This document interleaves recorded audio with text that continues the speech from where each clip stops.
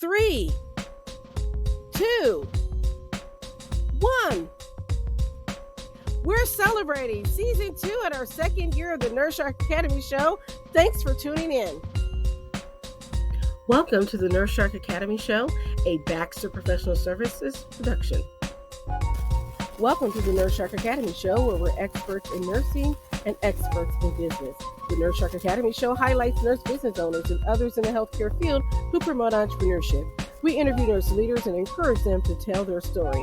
My mission is for you to own your seat at the table of nurse entrepreneurship, gaining confidence, skills, and freedom to live your life on your own terms. You will dream big and expand your consciousness as an entrepreneur. Join us for each episode and support these wonderful nurse entrepreneurs and leaders. Today's guest is AHay, and this episode is how one nurse with a passion for creative writing and medical education became a nurse writer. Welcome to the Nurse Shark Academy show. I'm Tina Baxter, your host. The Nurse Shark Academy show highlights nurse business owners and others in the healthcare field who promote entrepreneurship. We interview nurse leaders and encourage them to tell their story. Today's guest is AHay, who's the owner of AHay Nursing. She's an experienced registered nurse with over a decade in many areas of both pediatric and adult oncology.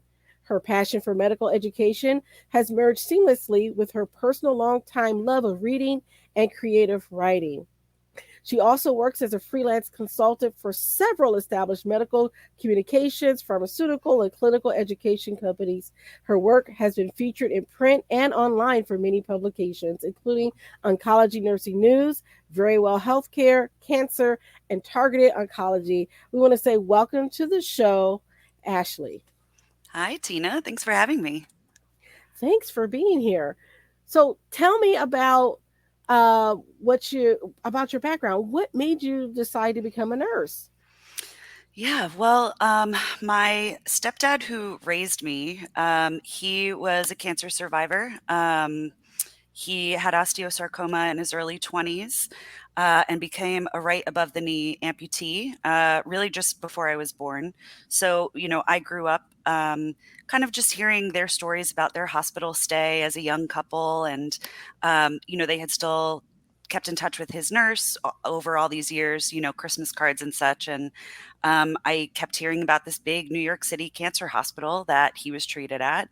And, I had always kind of loved either babysitting or, working in anything with children, really. I just enjoyed it. And I realized that I could do that for children who had cancer. So that was my ultimate goal. I became a nurse pretty young. I started my first nursing job in adult inpatient oncology at that big cancer hospital in New York. And it was the week before my 21st birthday. So now I look back and they must have thought I was quite a baby.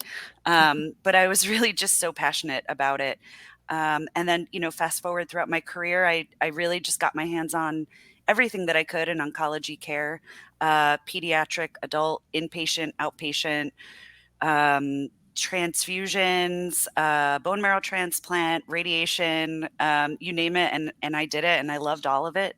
And then years later, I had really just been struggling all that time, but it kind of progressed. My chronic illness, I have some autoimmune and primary immune conditions that really just made the 12-hour shift and the emotional toll just really difficult to keep up and be a good nurse and provide my patients with good care when I was in so much pain or I was really sick. So I kept having to go out on disability, and at some point it really was just not manageable anymore. So I found myself, trying to recover at home and doing a simple Google search of, non-bedside nursing jobs. And I came across nurse writing and I fell in love really instantly. And ever since then, I have not gone back to bedside. I still miss it, and I have so much respect for everybody who does it. We need you.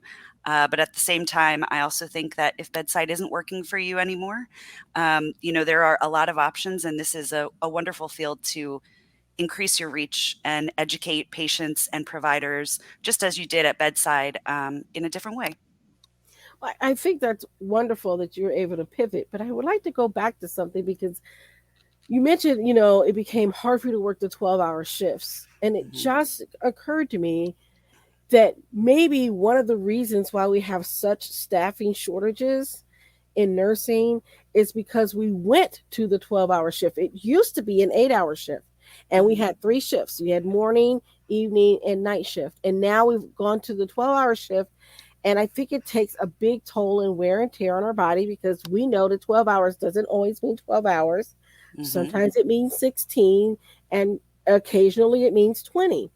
Mhm. And so I think that for nurses who have a disability or chronic illness, I think we could still use them if we would use them wisely and maybe give them a 6-hour shift instead of 12. Yeah, and I agree. I understand the original model of 12-hour shifts, right? And I've worked night, day, all over. And I understand the patient continuity aspect of it. I think it's important. But what I think is more important from a patient perspective and a nurse, I have the, I guess, good fortune of being both frequently, is that I would prefer to have maybe 3 nurses in a 24-hour period, so 8 hours each or even 6 hours each, who are fully present, are, well rested, they've eaten, they've been able to use the bathroom facilities. Like, 12-hour shifts don't always allow for that, especially when you add short staffing on top of it, and I think you're right, it does compound the issue. Many of my friends who, we're all none of us are getting any younger, and, from mid-30s to mid-50s and above, 12-hour shifts are getting harder and harder for all of us, um, especially with, the demands of patient care and the staffing shortages since COVID. So I do think that maybe we should challenge, those norms and just encourage, I would really argue the point that 3 nurses in 24 hours are just as sufficient, if not better, and they're more well rested and able to better take care of their patients. So, at first, when I started struggling, I was full-time, 12-hour shifts, and, that can be really tough, and for the first 2 or 3 years of my career, I had to work night shift, which obviously is not ideal, and that really, I think, progressed my illness, a bit quicker than it would have.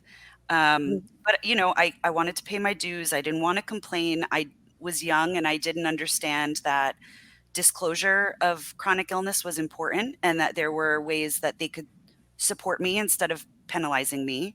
But I didn't have anyone to talk to about it. I didn't feel comfortable. I thought maybe I would lose my job or be looked down upon or, be given a lesser assignment. And I think looking back that, there were definitely things available to me I just wasn't aware of. Um, but, as the years went by, I transitioned to, okay, maybe inpatient's a little too much. I'll go to outpatient. Um, and while that was a little bit less in terms of, how far you're walking, it still was a really long day. And some of the shifts, were 9:30 in the morning until 10 at night. And that's Mhm. exhausting. So then I ended up moving across the country and, completely changing jobs, full time again as a clinical research nurse. So a little bit more like kind of half desk job, half patient care. So that helped. But then again, as my illness progressed and I got a little bit older, I was still really struggling. So I switched again. I went back to pediatrics, outpatient, and I went per diem. So, I went from part-time to per diem, 8 hours, 6 hours, and it's still just because there were just so many patients and not enough of us, and you're not, getting your breaks even if they're mandated, and you're not, it became really unmanageable, and I miss my oncology patients all the time, especially my pediatric kiddos. Like, I really do. I think about going back quite frequently. But I'm happier and healthier now in my line of work. But I think that was a risk I had to take. Um, and I just couldn't physically and emotionally afford to stay at bedside. So I am very happy, although the journey was tough and it certainly wasn't a becoming a freelance writer and consultant wasn't a choice I happily made in the beginning. It was somewhat made for me. But now, I kind of see the reason for all of it, and it ended up working out really, really well. And like I said, the most important thing to me, I've always been quite passionate about patient education, talking to caregivers in language that they can understand, and also educating my peers, providers and nurses, to provide great care. So I hope, that I'm doing that now, on kind of a bigger scale where more people can receive the education than maybe a one-to-one. And that's important. And I want nurses to hear this, and I want our listeners to hear this, because even though it was a change that you wanted to make, and it was a necessary change, you're still using your nursing talent. You're Mhm. still using all those skills that you learned as a nurse, because you have to interpret all that medical jargon into everyday language. It's stuff that we do every day as nurses, right? But you get to do it on a bigger and larger stage. And Very so that's much. important. Yeah, and we all have the capability to be able to do this. I think when I first started, I had a lot of imposter syndrome, thinking like, well, I don't have a PhD, I don't have a master's, what makes me qualified? And truly what makes me qualified is what makes all of you qualified.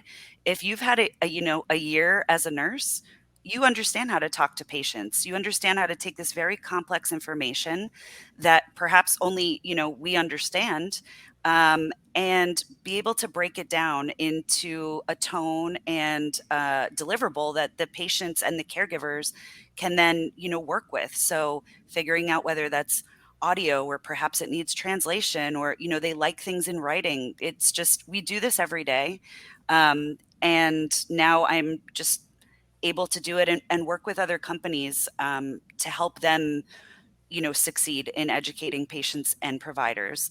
And I think that that's really important, and we've been underutilized in that field.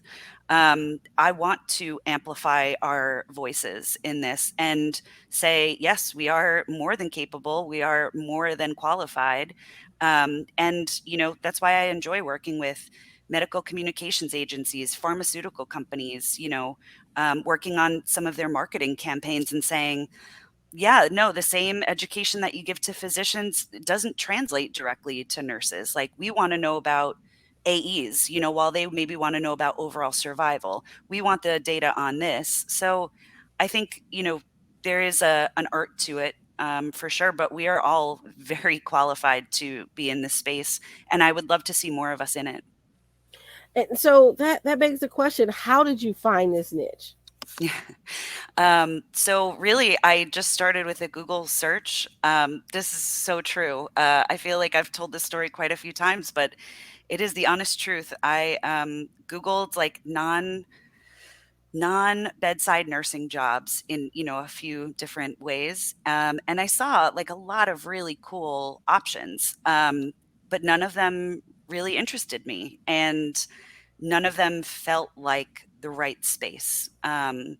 And I came across this tiny article, from one of the original nurse writers that I know of, Beth Haynes. And it was just like an article about kind of what her life is like as a nurse writer. It wasn't anything big or crazy, and I just was fascinated. So I reached out to her and a few others that were in the industry, and I just asked some really targeted questions saying like, how do this is what I want to pursue. This is how I think I should get started. And they were lovely. I had a lot of really great mentors, in the beginning that helped me along.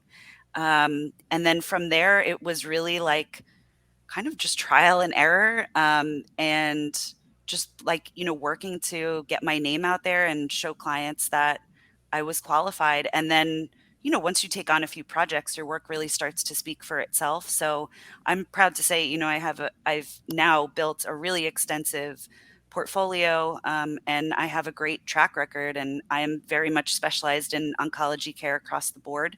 So that's my favorite projects to work on.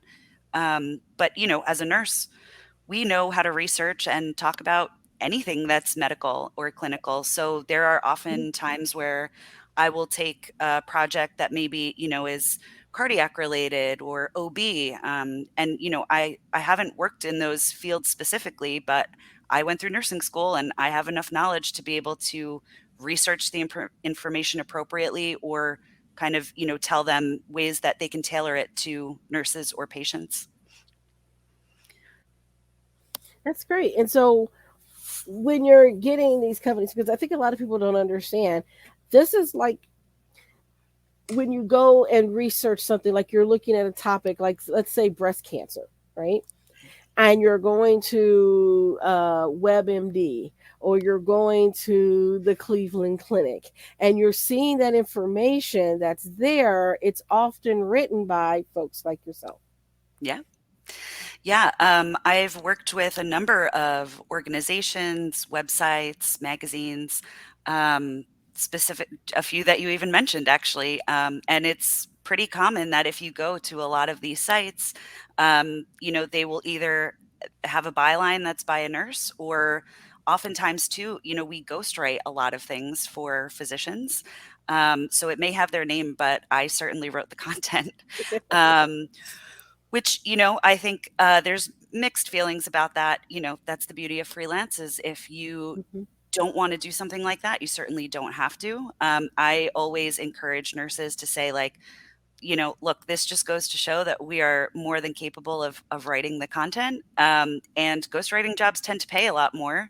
So, my bigger thing is that, like, the information that gets out is accurate. And now that I have built up, my brand and my portfolio, having a byline is not as important to me as it was in the beginning. So I think it really depends on the stage that you're at in your career. But yeah, I mean, I really enjoyed doing a lot of journalism in the beginning. Specifically, like one of my favorites, I worked with the American Cancer Society for quite a while. And I just enjoyed every piece that I worked on with them, whether it was, updating it and checking the references to make sure that they're still accurate because things change so quickly in oncology, or writing a piece from scratch, maybe about, for one of my clients, it was for patients, like how to manage your chemo curls, and it's just like little tips and tricks for patients who are dealing with a new texture of their hair after chemo. Ah, Um, okay.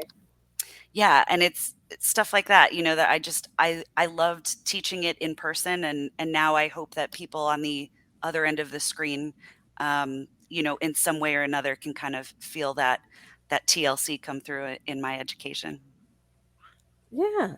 And so with your company now that you've gotten your own brand, your own company, um, how would somebody get a hold of you to work with you?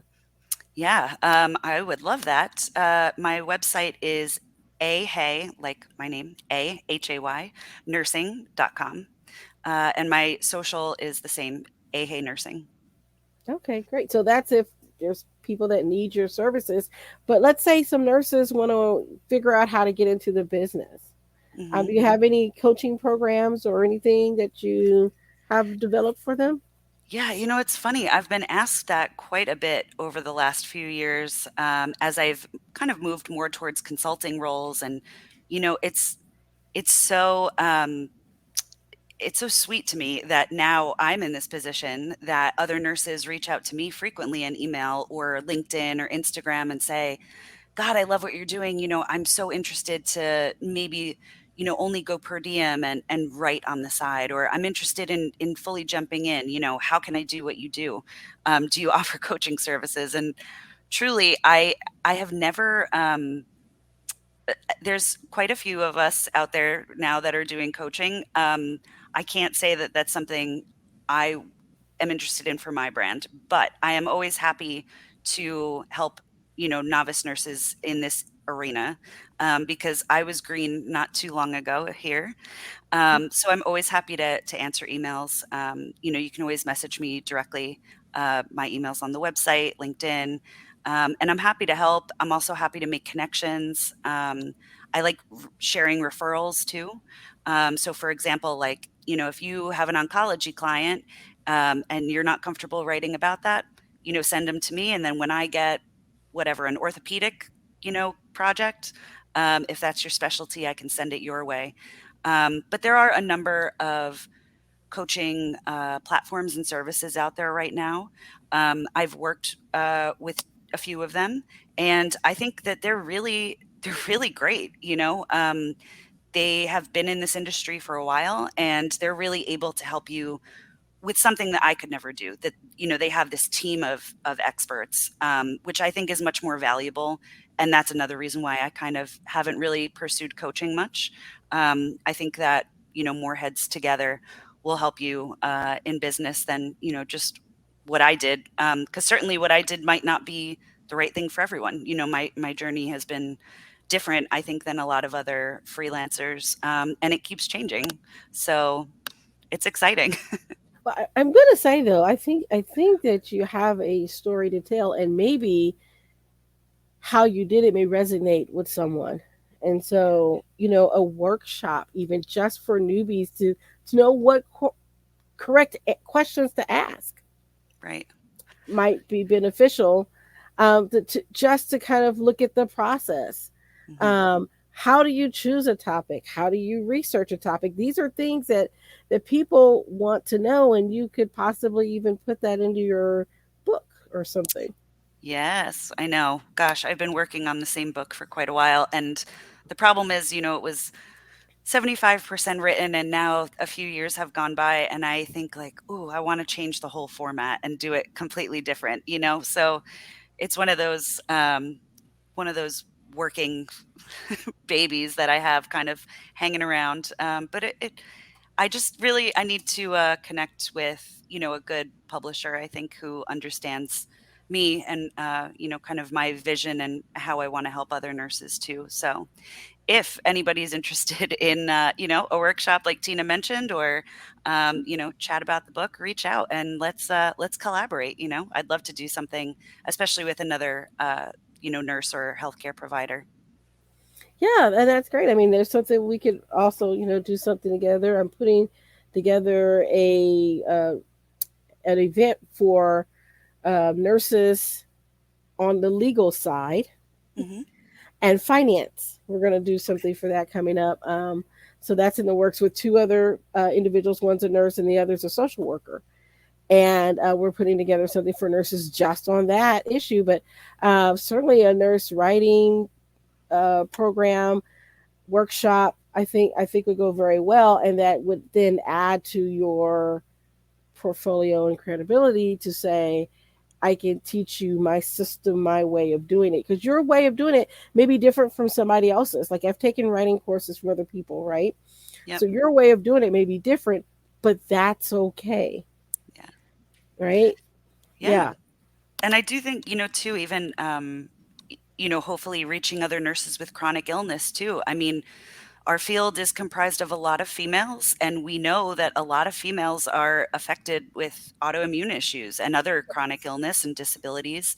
Um, so, if that speaks to you too, I'm always just happy to, help another nurse out, and just kind of, even if it just gives you a thought as to another avenue of something you can do. I know for me, it was really healing while I was on disability for that last time, when I had finally left bedside. And I just started writing articles. I didn't have a client at the time. I didn't, even have a website or a company. But I just started really writing as like, just a day in the life of a nurse. Or I think my first article was something called like a nurse's sacrifice. And it was just kind of all the things that we give as a nurse, yes, that, you have to be mindful of how much it takes from you.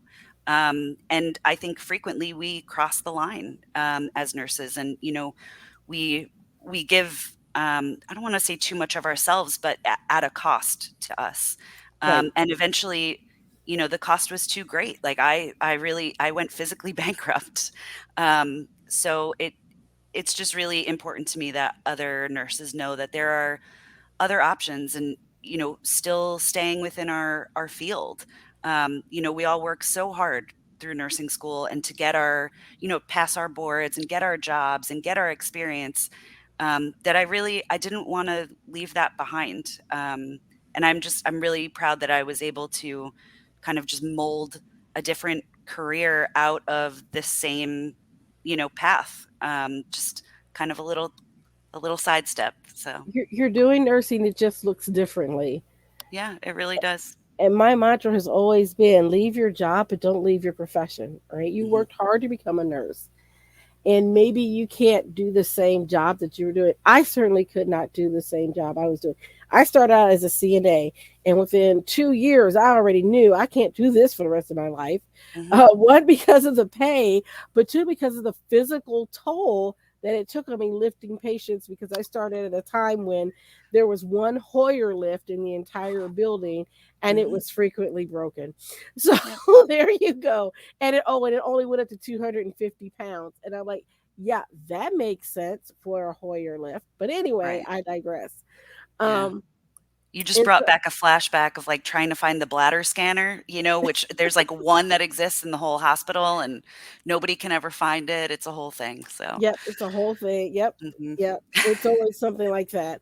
And so that awareness of I had to make a shift. I went to nursing school, decided to become. I went into nurse management, thought I was going to do that and be the president of the hospital one day. That was my whole dream, right? And then I got into management and realized, no, not for me. I don't want to do that. Then I thought about being in academia, and I did some teaching on the adjunct side, and I thought I really like teaching, but I don't like that whole mold and that cutthroat, gotta Mm, get tenure type thing. That wasn't for me, you yeah, know. And so I think for a lot of us nurses that maybe not fit the mold that everybody has for us, right? That whole you have to do your med surge and you have to stay on tasks for that, and all that. If you don't fit that mold, where do you find yourself in nursing? And I think entrepreneurship mhm, is just one great way for you to do what you love and then tailor your whole business around the things that you like to do. For example, I had on the show previously a nurse that was an infusion nurse mhm, and didn't like how the company was run and the schedules that they got, and they were sending nurses to way out that didn't even make sense. And so she created her own company so that infusion nurses can do the job but feel good about doing it because they get to pick their own schedule, get to pick their own route, yeah, solving the problem. And that's what we're good at. Nurses are great problem solvers. we are. Yeah, I mean, show me a nurse on night shift that cannot, like, MacGyver something, that she needs and maybe doesn't have access to at that time. That's what I love about nursing, and I use that hashtag frequently, like still a nurse, or always a nurse, because I really do believe that. It's okay, and I love that what you said. Our dreams can change, even along our career path, but staying as a nurse just in a different form. And I think there should be more conversation about that. Sometimes I do see there's, like, a bit of, strife back and forth. Like, are you Yes. trying to take nurses from the bedside? No, of course not. We obviously need them. I would like to be at bedside again if I could. But it doesn't work for all of us. And I think it's important to get that message out to other people that if it's not working for you, that's okay. There's so many other avenues. And you mentioned the dreams changing. I remember I was hard up on becoming an NP by the time I was 30. Like, I was 100%. There's no way you could have told me that I would have ended up here. I would have, like, laughed in your face. But as the years went by, I just started to realize, like, there were just aspects of it that started to not gel with my personal life, my physical ability, and money for school, things like that. So it's okay. It's totally okay to, like, just go out on a limb and try something different. We are incredibly adaptable, and great problem solvers, like you said. So that's why I think we make really great entrepreneurs, but I find nurses are often afraid that they're, like, not good at business, that they don't have a mind for business, or the finances or things like that. And I thought the same to be true, until I did it. And I can tell you, it's just fear, fear of the unknown, fear of trying something new that maybe you won't be good at it or maybe you'll fail at it. But really, that's the imposter syndrome talking. And I've yet to meet a nurse that's not a capable entrepreneur. I have yet to meet a concert level pianist that sat down and just wrote an entire symphony and played it perfectly the first time. Right. So why do we approach business that way? I think it's the science heavy parts of us. Hmm. We like to complete tasks, right? Even, bedside. It's like Yes. the academia science side of us. It's the perfectionist side because you can't afford to make a mistake at bedside. And it feels very similar when you pursue business. The difference is that, if you do make a huge mistake in business, usually somebody's life is not going to be at stake. Um, so I really think it's more of a mindset um, adaptation that needs to happen for nurses than an actual issue. I completely agree. And that's one of the reasons why we have the business builder program, is Mm, because a lot of it is changing that mindset of one, going from employee to entrepreneur, mhm, but two, that you're not an expert. And, all my nurses, you're experts in your field. That's why I have this show. I bring on people who are experts. Why? You've got that license and that life experience behind you. That makes you an expert in your field. That's what makes you a shark. And mhm, I want to highlight and share those stories. So I really appreciate your story, because I want nurses to know that there's so many different things that you can do. And I applaud the bedside nurses, right? I'm still working clinically actively. I see patients every day. yeah, But again, I also know that there are nurses that can't physically do that anymore or can't mentally do that anymore, but mhm, they're still nurses. And I want to say there's still work for you to do, and there's still a calling for you to be a nurse. right. Yeah, and I think, one of the bigger aspects for me, aside from physically realizing that like I had to leave bedside because I could no longer work like that, I think it was really allowing myself to be honest mentally and realize that, when I was in a ton of pain and I was on the floor for 12 hours, I don't I don't think I started to become basically a different nurse than who I had always been, and one that I had, taken pride in being. It became really difficult for me, and I hope that, certainly the patients didn't notice it outwardly, but I think, I tried to get things done kind of quick, or I was frequently frustrated, or like was in the bathroom crying and then would come out, and I just realized like, I wouldn't want a nurse that was like this. And I don't know that everybody can get to a place sometimes where they admit that, but um, there's certainly like ups and downs are completely allowed. You are a person. But I think if you've gotten to a place where, at bedside, would you want you taking care of you? It takes kind of an interesting change mentally, I think, just to really look at it. And I think you owe that to yourself and to your patients.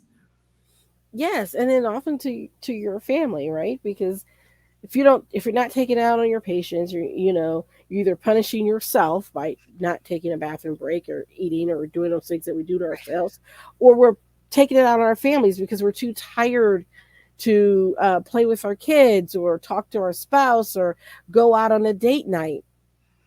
And so Yeah. it takes a real toll on all of our lives. And I always say self care is not selfish. It's the most unselfish thing that you can do, is taking care of yourself.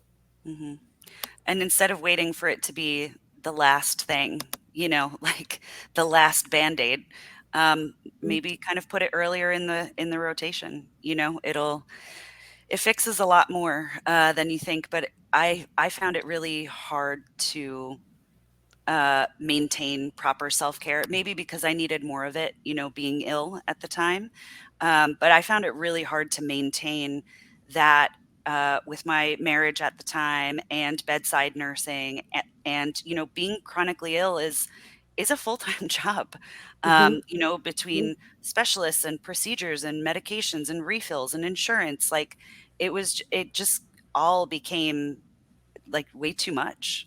And now I just have this really different, just balance. It's a really nice balance now. That's the best way I can describe it. It really, I'm so happy to say it worked for me. And I hope it continues to, because I love my business. I love what I'm doing. It never gets old, honestly, seeing my name, like CEO and president of your own company, or when you Yes. pay yourself, when payroll runs around and you see your paycheck, it's from me to me, in a different, it's really, it means a lot to me. And I I've come really far. I totally get that. It's nice when you can see your baby grow, as they say. Yeah. Yeah. Okay. Well, all right. So, if you had one piece of advice for a budding entrepreneur or a nurse that wants to be a writer, what would it be? Network. Um, don't be shy. Reach out, like, stalk people on LinkedIn, see who we're working for, who we're friends with, who we're following, who we're posting. Um, that was the greatest way that I got traction very quickly, and was able to have a really successful first year of my business, was because I sought out mentorship from people that I admired doing what I wanted to do. So I think that's important. Just don't be shy. I think sometimes people are like, I know you're busy, or, oh, I'm not really sure of my questions yet. Just come up with a list of a few targeted questions, and most of us are more than happy to help each other out. So agree. So agree.